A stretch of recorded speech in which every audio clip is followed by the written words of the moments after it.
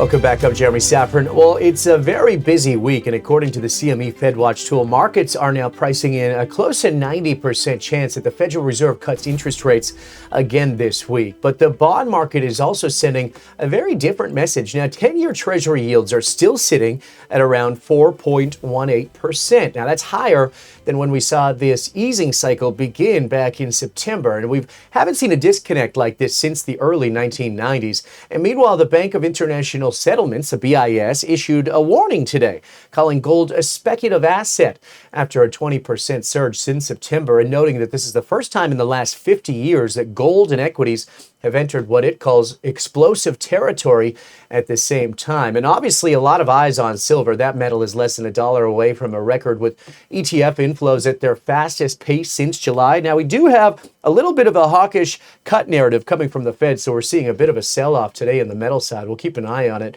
And China just reported a trade surplus above $1 trillion, flooding global markets with goods as trade tensions escalate. So lots to get into today. It's a busy week, and we have a great guest as well. Few people have studied systemic risk from inside the machine the way that Edward Dowd has. Now, during his years at BlackRock, he managed billions of dollars. He sat at the intersection of credit, equities, and macro flows. Now, today, he runs Phinance Technologies. It's a firm that specializes and analyzes economic signals the way that forensic accountants analyze balance sheets. Ed Dowd joining us now. Welcome back to Kitco. Great to see you. Jeremy, great to be here. Thanks for having me on.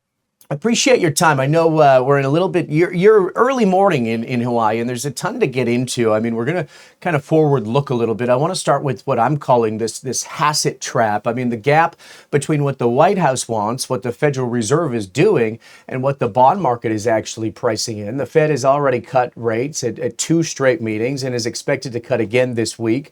Third 25 basis point move.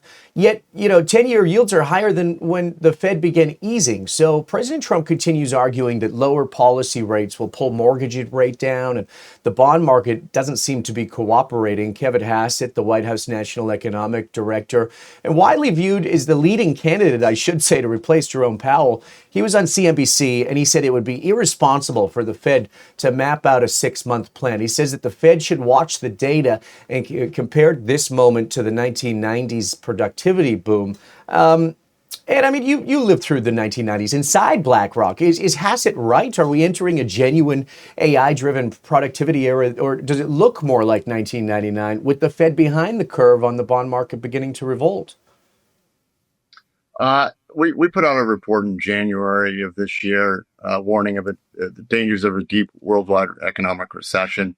That seems to be rolling along according to our observations. Mm-hmm. When we put out the report, the 10-year yield was at 480. It's 419 at the moment, but 10-year yields have been creeping lower this year. The long bond is still a little sticky, and we all know that interest rates have been going down on the short end due to Fed interest rate cuts. Obviously, this Wednesday we get another Fed rate decision. It looks like it's at least 25 basis points. The 3-month T-bill is pricing that in, so that's going to be at least 25. It's going to be interesting to see what they say. What I've been hearing lately is the Fed nominee du jour, Hasset, is not very well regarded on Wall Street. That's the chatter. You can do with that information what you will, but there seems to be, he doesn't seem to be all that favored by Wall Street because there's a fear he's going to do what Trump wants. And the bond markets don't like that at the moment. I think these back up in rates are only temporary.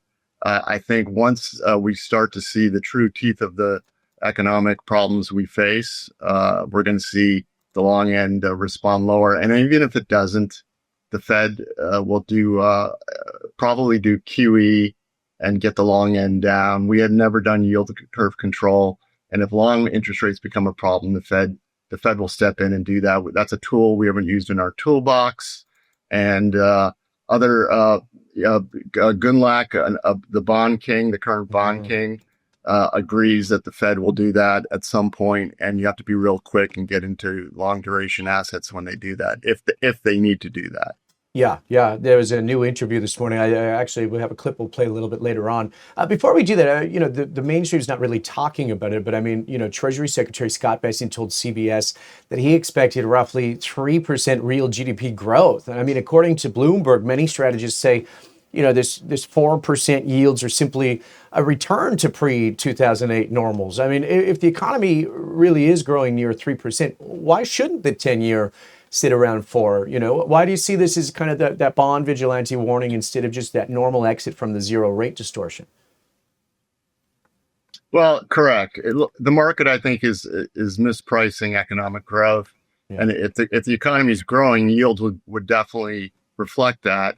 So there seems to be a battle going on. There's a thesis out there that the Fed has lost control of the long end, and in many regards, the Fed doesn't control the long end. And I think what's going to be the deciding vote on the long end is what we're viewing as a global economic slowdown. So that's our viewpoint. The long end will come down, but it'll be painful when it comes down, and then that'll set up an economic recovery 18 months later. Mm-hmm. Yeah, there's also the Fed's credibility, I guess. I mean, I think Jim Bianco, the analyst. He said that the market is worried about the Fed cutting while inflation remains above target. And then today we saw Lisa Shallett, the CIO of Morgan Stanley Wealth Management, warning investors that they need to pivot to the theme of fiscal dominance, meaning monetary policy takes a back seat to government spending, keeping yields anchored above 4%. I mean, what's the real driver here? Is it a simple fiscal math, too much supply, not enough demand, or is it the market losing faith in the Fed's independence? There's a lot of cross currents right now, but what I think one of the biggest distortions we had in the last several years was the illegal immigration. The official number is 12 million. We think it's around 20. There was a lot of deficit spending used to support that effort, NGO facilitation, and we've come to find out that a lot of the housing market was propped up by illegal immigration, especially in the rental market. Mm-hmm. And recently we learned that illegal immigrants had been getting under the Biden administration FHA mortgages, so they were buying homes. That floor has been removed, and the housing market is rolling over. That's why we think inflation, headline inflation, is going to continue to surprise on the downside.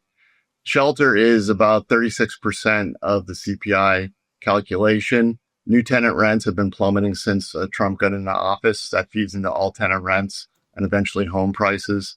We put out a real estate report in August showing that everything's, according to our indicators, is rolling over. So, the housing market is 20% of the consumption economy. And if people remember, during the 2008 financial crisis, inflation ramped, headline inflation ramped right up until it all rolled over.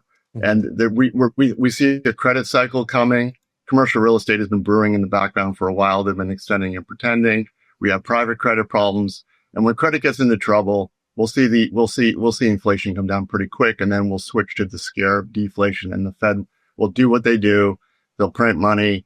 They'll ease. The federal deficits will explode temporarily as we go into a recession. We're starting to see layoffs pick up quite considerably. Corporate layoffs. They're blaming AI. We think that's just an excuse. AI is not ready for prime time to really replace people in huge swaths of numbers yet. I mean, AI is real. It's coming. The productivity gains that they're talking about are nowhere near, coming to fruition anytime soon. Mm-hmm. In our humble opinion.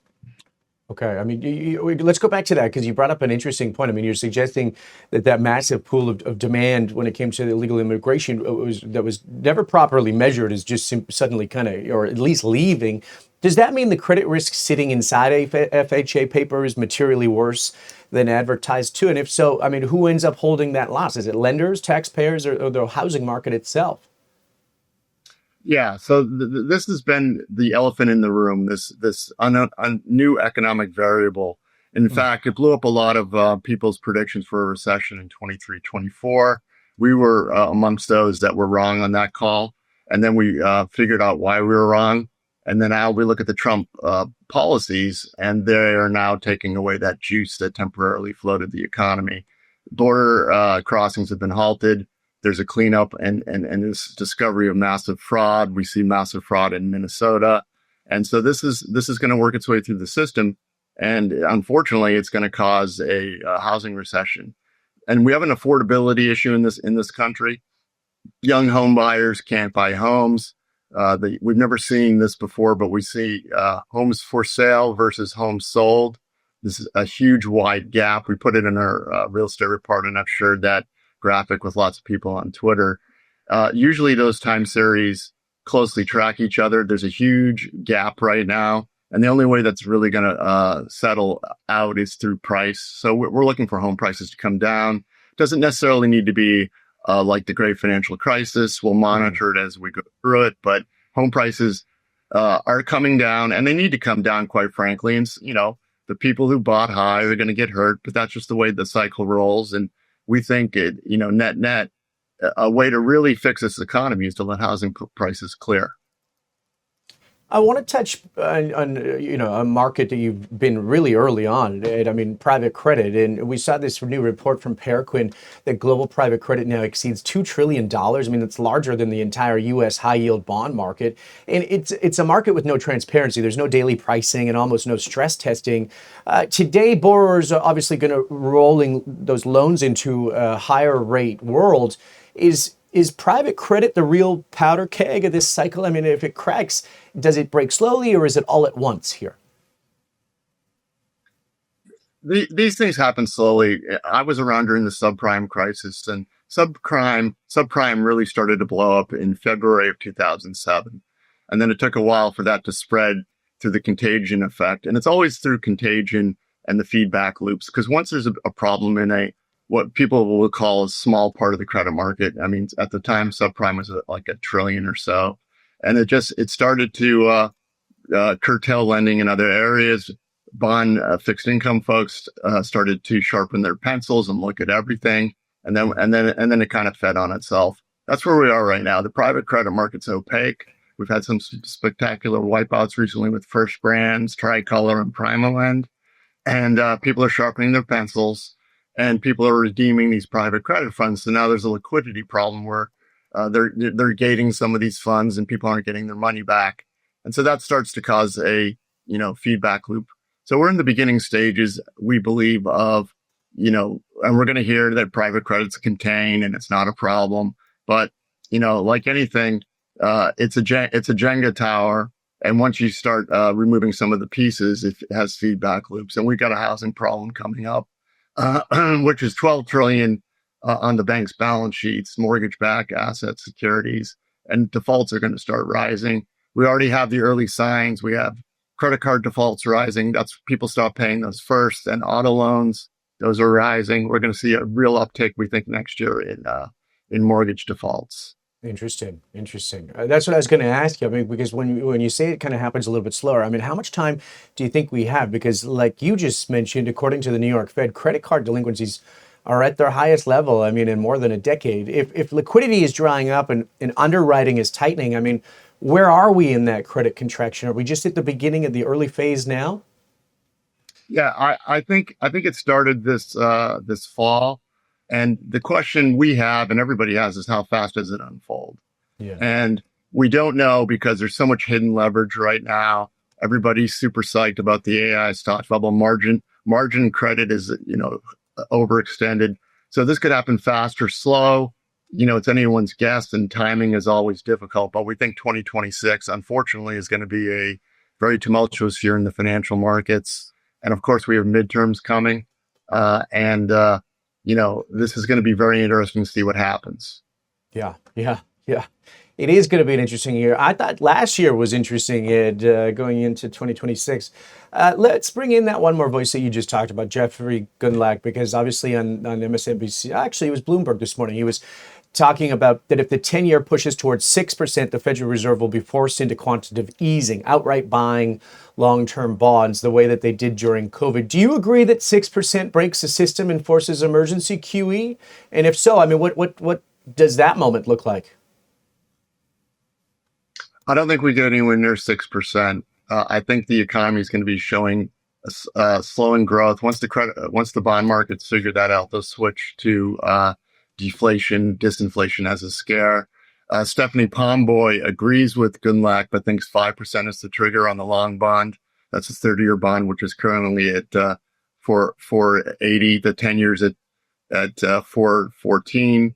I think growth is the growth scare is going to trump the fiscal dominance aspect of this fairly shortly. So there's just, and again, I think Gundlach, Stephanie Pomboy, and myself, we all agree on one thing: if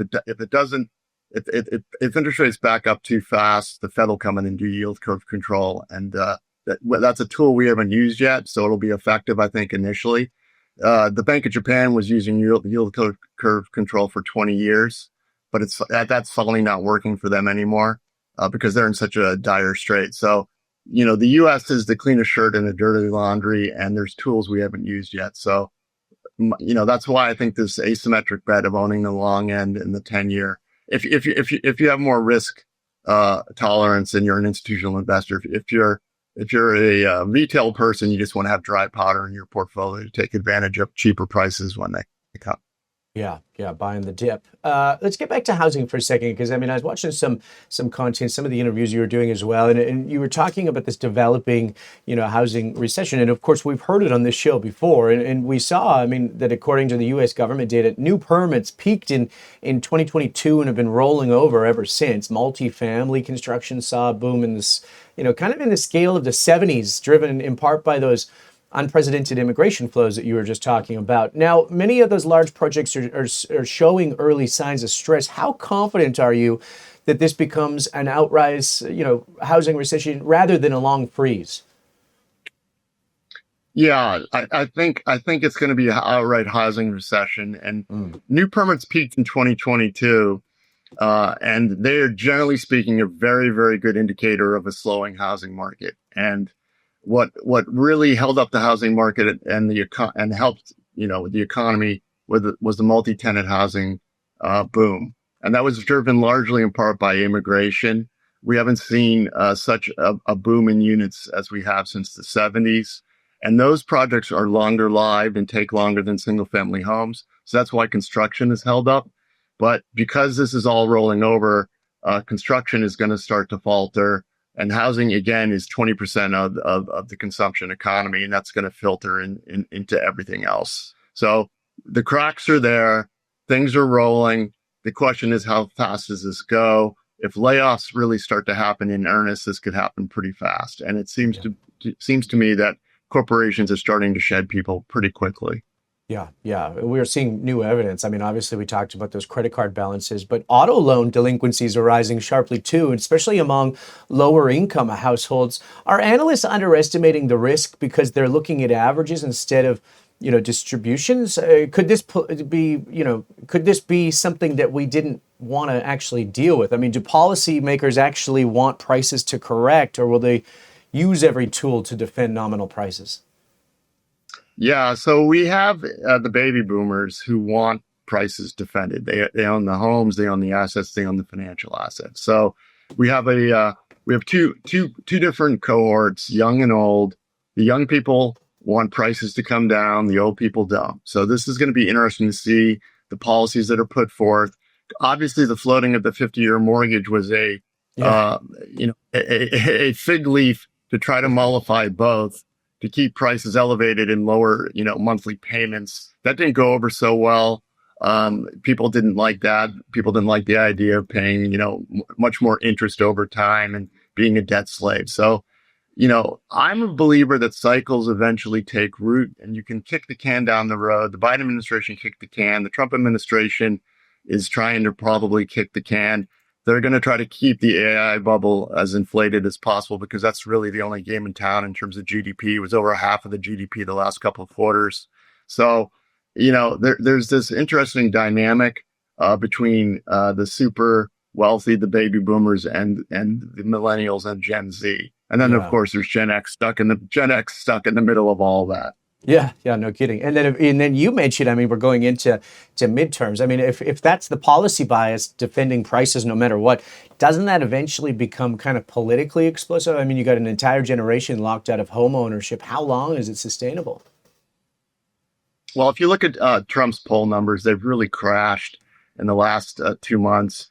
And I think a lot of it has to do with the fact that he's getting bad advice from his advisors. I think they underestimated the ability to hold those voters into the full 4-year term. A lot of the voters that came to Trump were independents and younger people, but the younger people's vote is up for grabs.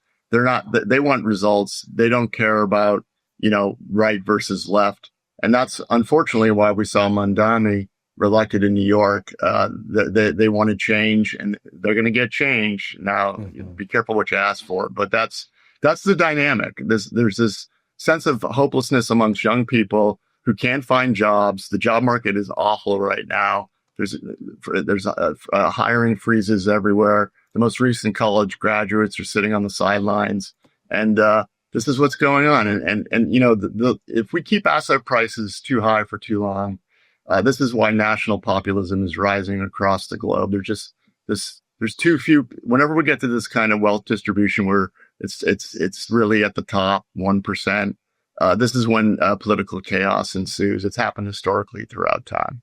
Yeah. Do you think housing is now, the biggest driver of wealth inequality in America? If policymakers force prices higher, do they risk turning the housing market into just a permanent insider's game? Yeah, that's a definite problem. I don't think they're going to be able to stop the cycle because rents are already coming down. And I'm hearing anecdotally people who bought, second and third homes on speculation to rent out are already finding that the market's kind of soured on them.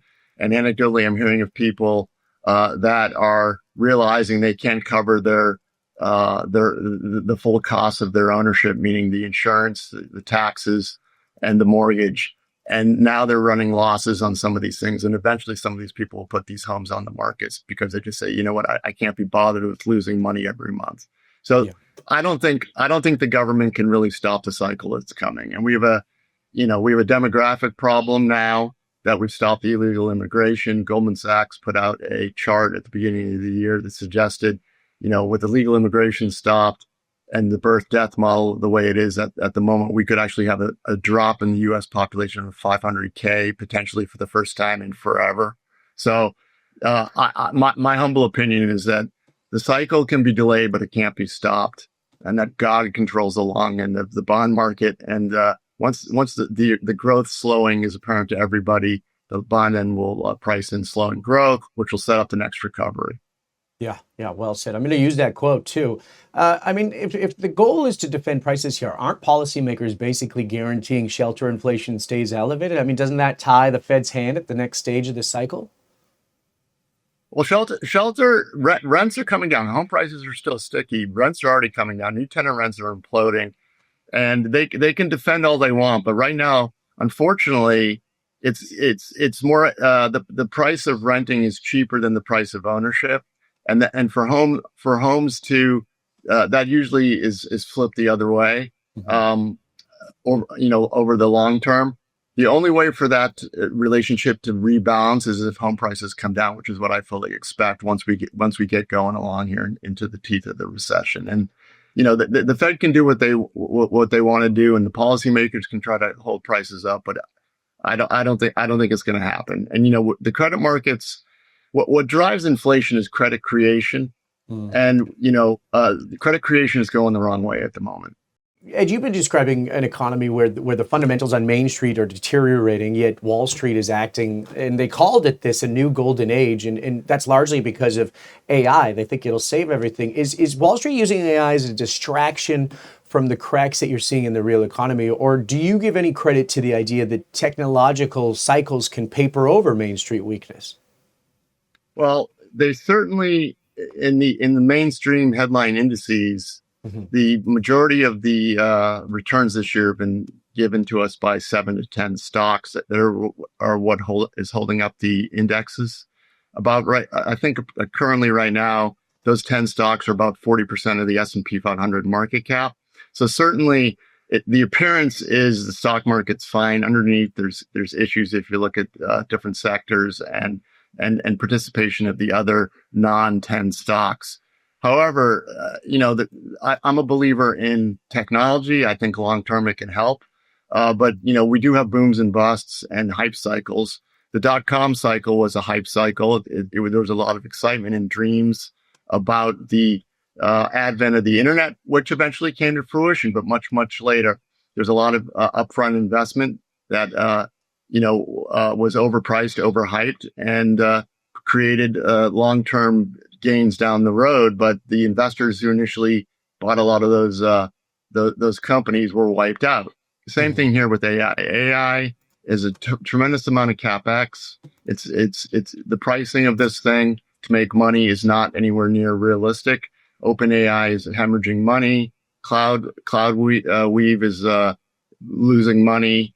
All these companies are losing money, and I don't think the end product is being adopted at a rate that justifies the return on investment. So what we're going to see is a pause in capex, like we did in the dot-com cycle, and then valuations on these stocks will collapse, and then there'll be oversupply of Nvidia chips, as there always is in these cycles, and then pricing will collapse, and that's when the real benefits to the economy roll out over the next 5 to 10 years. There'll be new companies, new IPOs that come out of that. If you look at the dot-com bubble, look at the big companies that came out of the dot-com bubble. The only one that really survived was Amazon, but it was the companies that were IPO'd after the dot-com bubble imploded. Facebook, Google, Apple really took advantage of the cheap broadband that was overbuilt with their smartphones. So that's what I think is going to happen with AI. There'll be a lot of infrastructure. It'll be recapitalized at pennies on the dollar. Pricing will come down, and we'll see new AI companies and whatnot. And the technology will improve. There's too much of a hallucination rate. Corporations have done a lot of pilots, but they're abandoning those pilots because there's no return on investment. And ultimately, the bond markets are starting to get worried about getting paid on their investments in AI. Credit default swaps on CoreWeave and Oracle are going up. I'm not suggesting Oracle has a problem because they can just cut back CapEx and those, they can get cash flow positive again. But right. CapEx is going to pause. The gating factor had been Nvidia chips. Now the gating factor is power. There's not enough power to hook these things into. So that's going to pause CapEx naturally. We just don't have enough power, for every project that's been announced. That's an interesting, especially people looking at those picks and shovels. I wanted to ask you about this new report. Before we do that, because you're just, you mentioned that you're a believer in technological revolutions. We're not just perma bears, but you've also said that every revolution comes with a boom and a bust. I mean, the telecom build out in the 90s was real, but the stocks were a graveyard. I mean, today AI is obviously sucking in trillions. Is Wall Street confusing real innovation with real returns? I mean, and if so, I mean, what part of the AI ecosystem do you think will be remembered the way that we remember the telecom equipment bust? I think we're going to see lots of data centers filled with capacity that's not being used. And they'll have to become realistic about pricing. And that's when AI compute power starts to decline in price. And then, there'll be a lot of innovation and new companies that come from that, just like the dot-com bust. There was a lot of dark fiber. Now, people say this is different because chips depreciate much faster, and it's not the same thing. But, the stranded capacity will be used by someone at much lower prices, I believe. I got to ask you, I was talking about that report. There's this new BlackRock strategist, Ben Powell. He's saying that we're in a picks and shovels CapEx super boom. Chip makers, power producers, copper wire manufacturers are positioned as winners. And, I'm curious about this because when you hear BlackRock, your former firm, telling investors to stay long AI and borrow aggressively, I mean, what goes through your mind? Is it conviction or is it just optimism at the top? This call they're making should have been made about 3 years ago. This is the kind, they should have realized that this is going to be a trend and that there's going to be tremendous opportunity to make money from the picks and shovels. The picks and shovels trade has already happened. Now we're in the reality phase of the picks and shovels. Just like Cisco was a great stock at $7 earlier in the 90s, then went up to 80. That's kind of how I feel about Nvidia. Nvidia was a great stock, 3 years ago, and now it's at the end of its cycle. It's literally a 5 trillion market cap company, which is more than the whole of the Nikkei index. Yeah. It's pricing in. It's look, Nvidia is a great company. Don't get me wrong, but it's pricing in so much growth that and I've been here before. I understand how this game works. Once the growth, just second derivative, slows, the valuation compresses, then eventually CapEx is paused and they start missing estimates. And the stock, will do what bubble stocks do. They'll go down, 80%. And it'll take 10, Cisco just got back to its Dotcom price after 25 years. So, if you're buying Nvidia now at this price, these price levels, it's going to take, in my humble opinion, you might earn your money back in 10, 15 years. Interesting. That's 10, 15. You're describing a classic pattern. The technology's real, but the financial expectations become unhinged. I got to bring that to the hard asset side of the story because AI can't solve physics. Data centers need power, and power needs copper and silver, obviously. If this AI boom runs into the limits of energy and capital and debt, does that actually accelerate the move into gold and silver as real store of value? And how do you connect this AI hype cycle with what we're seeing in metals right now? Well, metals are pricing in a couple things. Gold became money again recently when the Basel III went through, at least in the U.S. banks. It's been going on across the globe. They made gold tier one capital again. We all know that we're coming to the end of a grand cycle, and the leaders of the world know this too. Again, it's not a gloom and doom statement. This is just reality. There's going to be a new monetary system at some point. And it's anyone's guess whether it's, next year or 10 years away, but we're heading there. We know that gold's going to be part of the system. Central banks are acquiring gold. Tether is acquiring gold, the stable coin. We see, and China has a voracious bid for gold, and they have their own issues. They hit a demographic wall in 2020, and their internal consumption is plummeting. It's just demographics. So they need to export more, and they need to depreciate their currency over time. The leaders and the smart people in that country that have all the wealth know this, so they have a voracious appetite for gold. So there's a demand and just a bid for gold. And also gold is also pricing in, the kind of the end of the super global sovereign debt bubble. We have problems in Japan. So gold is pricing in a fiat money crisis coming. I don't think it's the US dollar anytime soon. I think, again, the US dollar is going to rise into the midterms. That's our call. And so gold is a safety trade. It's a demand trade. It's a global sovereign credit trade. So there's a lot of reasons to own gold, in my humble opinion. Yeah, absolutely. You said something most people still haven't processed, that gold effectively became money again once Basel III rules went through. And if that's true, then this isn't just another commodity cycle. It feels like it's the end of a credit era. Spell this out for us. If gold has been remonetized by the banking system and we're at the end of a super cycle, what does a true repricing look like? Is that where you get your $10,000 gold call coming from? What mechanisms get us there? Well, there's two ways to look at it. There's fundamentals and technicals. The chart looks like long term it wants to go to 10,000. Yeah. And then I ask myself, okay, what are the fundamentals that get us there? And the next 5 years are going to be tumultuous. We have a lot of cross currents. We have a lot of problems demographically, and demographics are destiny. Europe is a demographic disaster.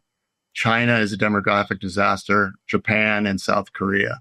So this, and as you go into these kind of demographic disasters with all this debt, there has to be a release valve. And those release valves have always been currencies. And right now, the Bank of Japan is the first one to get into trouble. They are now they have the Hobbesian choice of defending their currency or defending the yen carry trade. And that's where we are. So it should be interesting to see what happens. There was a yen carry trade scare last August. They were able to manage their way through that. I'm sure behind the scenes, they got a lot of help from the US and other central banks. So it's going to be interesting to see what happens with the Bank of Japan. That can blow up at any moment. Trying to predict when it happens is anyone's bet, but that certainly bears watching, and that would create a cascading effect across the globe if that were to happen. Interesting. Okay, well, we got to get into the Japan, obviously the yen trade, but before we do that carry trade, I mean, we referred to this new BIS report. They're saying that gold has become a speculative asset, kind of citing its 20% rally since September and noting it's the first time in 50 years gold and equities have entered explosive territory together. To your point, Ed, I mean, China has added to its gold reserves for 13 straight months, now holding roughly 74 million troy ounces. I mean, is the BIS right? Is this a speculative blow-off, or is gold simply repricing that sovereign risk we talked about? And if it is, what does that mean for silver? Look, there have been tremendous runs in gold and silver, and typically at these types of really rapid price moves, you want, I wouldn't be putting new money to work in gold and silver if I hadn't already purchased some. But if I'm a holder and I bought well, I'm not worried.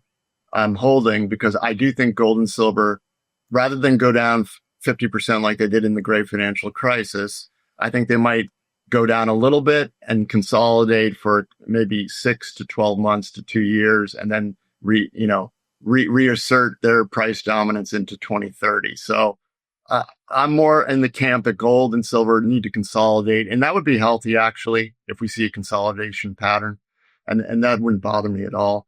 If there's a credit crisis and a Lehman type moment, Bank of Japan, everything gets sold.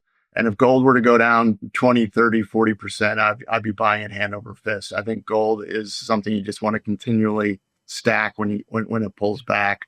And I wouldn't be levered to gold. I wouldn't own, gold futures. I mean, it's a long-term investment. Yeah. Does silver follow gold's monetary repricing in your outlook, or does it run even harder because of the physical tightness is so extreme? Yeah, so silver is very interesting right now. I think, the silver gold ratio is repricing at the moment. Silver had to play catch up. It's doing that. There's also physical supply demands going on. The CME supposedly went down because of coolant issues a couple of weeks ago, but some intrepid financial analysts figured out that there was a physical delivery issue that had to be taken care of. And we're going to see more and more of that as time goes on. There seems to be a voracious appetite for silver from a monetary standpoint and a industrial demand standpoint. So we'll monitor that. I think gold long term is fine, and silver will be fine as well. Yeah. You've been keeping an eye on this squeeze. I mean, with silver, because we also saw nearly 600 tons flowing into silver ETFs last week. London lease rates remain near 6%. Shanghai inventories are at decade lows. Is silver the cleaner trade than gold because of the physical tightness, or is this where retail is most exposed? Well, if we go into a deep recession as we're predicting, industrial production and demand will fall off pretty quick. So silver could get hurt way more than gold in an economic recession. So silver long term is fine, but it's a lot more volatile than gold. So I wouldn't be speculating in silver at these levels if you already haven't bought well and a couple of years ago. Interesting. And what about, I mean, I got to ask you, I mean, we are Kitco News. What about platinum and palladium? Because they're both in deficits, and palladium's still down more than 70% from its peak. Is there a contrarian opportunity here, you think, Ed? I'll be quite honest. I don't follow those markets that closely. I focus on so many markets. Gold and silver is about all I can handle in the precious metals complex. You're telling me. Try covering them all over here. We didn't even get into copper yet. But let's go back to Japan. I mean, it may be one of the most underreported global risks. I mean, those large traders remain overwhelmingly positioned for a weaker yen, even as Governor Ueda signaled potential rate hikes. Obviously, that creates a dilemma. If Japan raises rates, it risks destabilizing the yen carry trade, a foundation of that liquidity for nearly 30 years. If it delays it, I mean, it risks losing control of the currency. The finance minister, Katayama, said that the yen is not trading on fundamentals. basically a diplomatic signal that the market is slipping out of control. Is Japan now choosing between triggering a global margin call or allowing kind of a currency crisis that pushes the yen past 160 per dollar? I mean, how real is the risk going into 2026 here, Ed? It's real. They were able to avoid it before the election year of the U.S. presidency. The question is what happens behind the curtain, which we don't see. So, what does Japan decide? What are they allowed to decide? Via conversations with the U.S. Fed. I don't know the answer to this, but what I do know is as we roll through time and the volatility in Japan continues to do what it's doing, it shows us we're closer to the end point for the Bank of Japan where they need to make a decision. And, ultimately, I think game theory would suggest they make a decision for their own people, which would be to defend the currency and to raise rates. Now, we'll see what happens. This is going to be super interesting. And what happens behind the curtain, we won't see, but it should be very interesting. Yeah.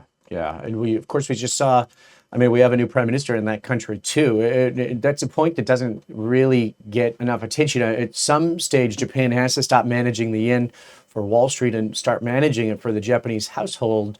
If the Bank of Japan finally chooses its own citizens over global markets and lets, rates rise, what happens next? Do we see a violent yen snapback, a forced carry trade unwind, or a global, risk-off move, or markets underestimating just how politically urgent this has become for Japan?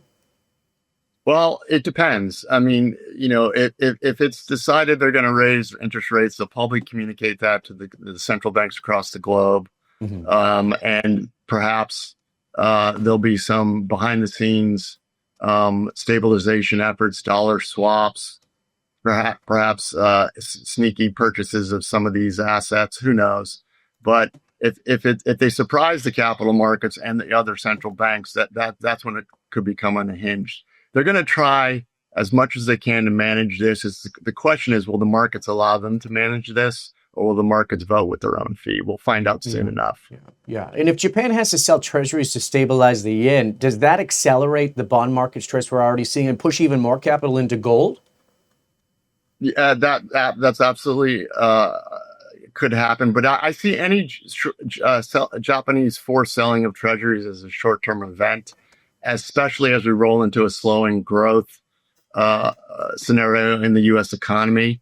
And I would view any material weakness in U.S. treasuries because of an unwind in the yen carry trade as an opportunity to position yourself for a slowing growth economy in the U.S. So you could get long bonds in 10 years at very fire sale prices, if our call is correct, which I believe it is.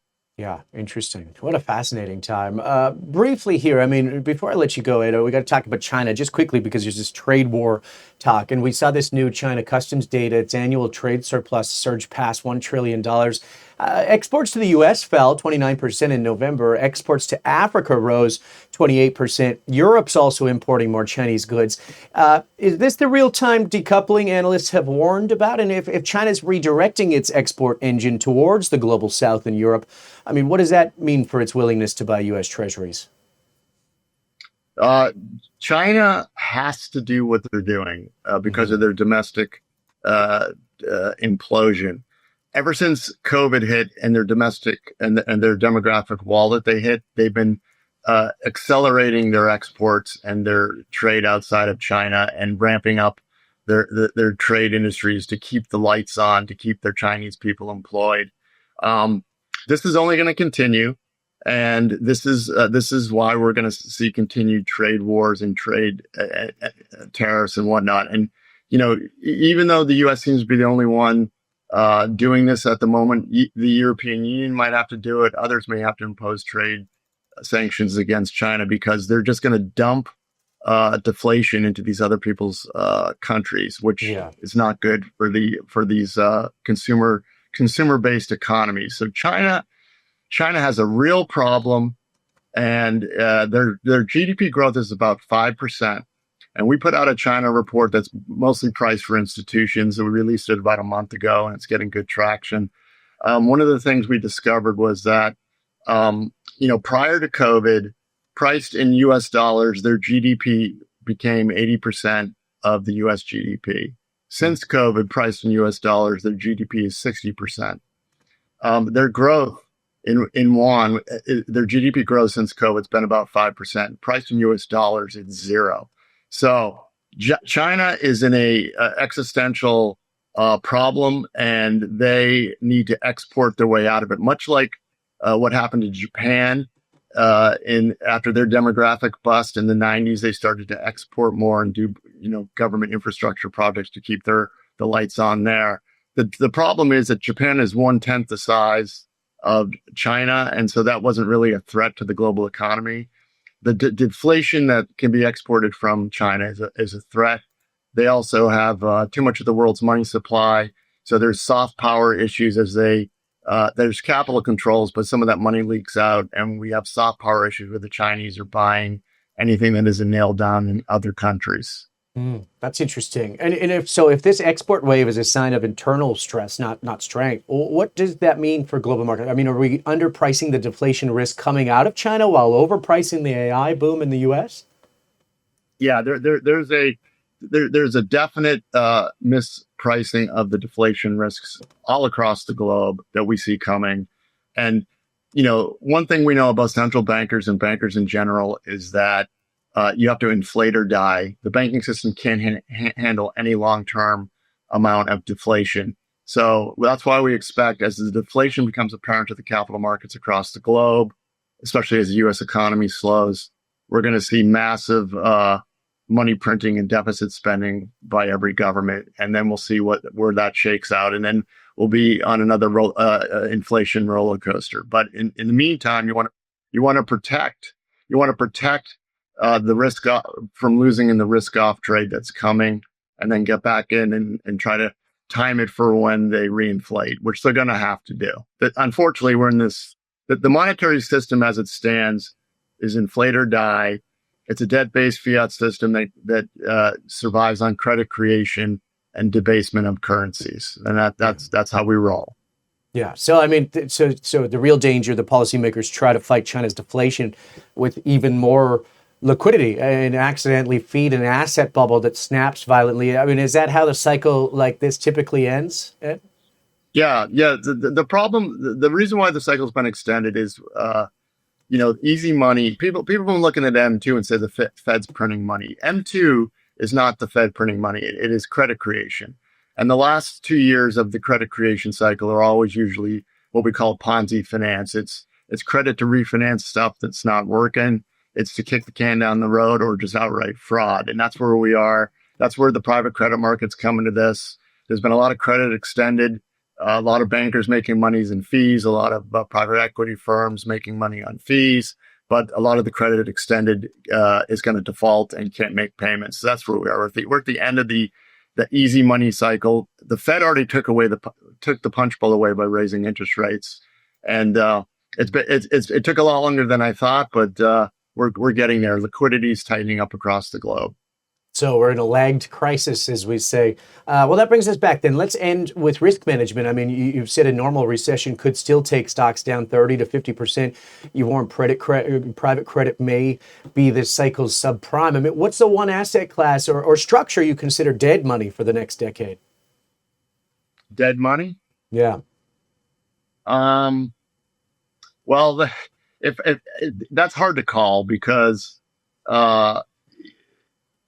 the Fed is going to do what they're going to do, and that means reinflate the system.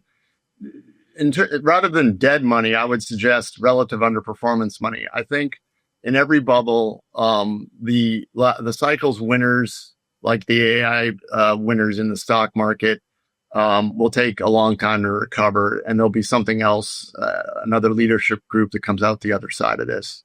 And there'll be AI IPOs that you want to look at that are, didn't get overhyped in the bubble. So, right.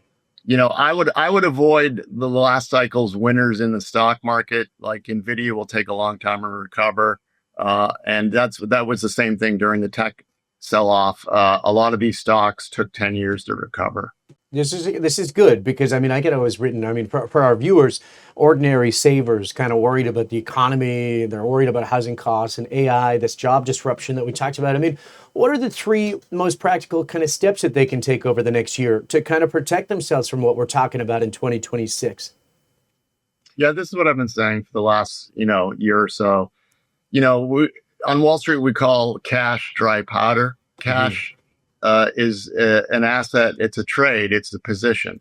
And Warren Buffett has the largest cash position he's ever had, primarily because he's setting himself up for the bargain hunting that he believes is coming. We believe is coming. So, it's a personal decision, and it depends upon, where you are in your growth cycle. If you're a 25-year-old with a 401k with 50k in it, I wouldn't worry too much about it. I'd, raise a little dry powder. If you're, a boomer that's 70 and you have 100% stocks, I would raise some cash to take advantage of lower prices.